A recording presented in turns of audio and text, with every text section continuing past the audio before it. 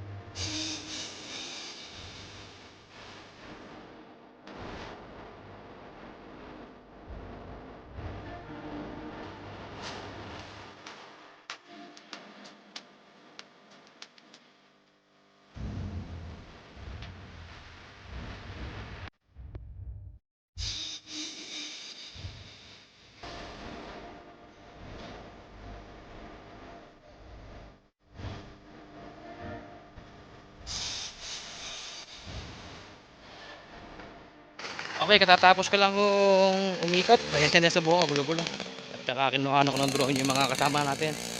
Walang kuha. Pabalik na po tayo sa kubo. Punasan yung mga tropa natin. Medyo nakakapagod. Pag matagal ka na bakante sa mga ganitong sports. Buot kasi nagpandemya, nabakante kami. 2 years na. Kita mo, tumaba ako. Good health po ito. Pahinga muna tayo sa mga sa nakagarahe motor sa sasakyan.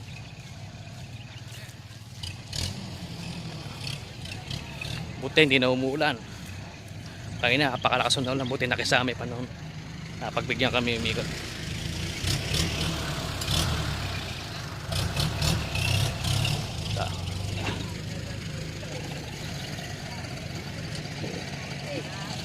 Ay mga bata, okay kaway. Okay kaway. Sabi niyo ba-vlog tayo.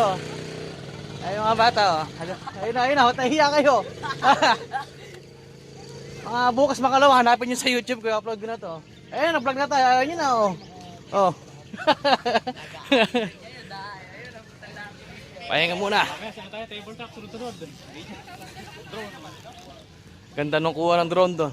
Drone sa tabletop. Yeah. Kompleto ko rito. Team Kapan, Team Kapanutu, Ahain, San Antonio.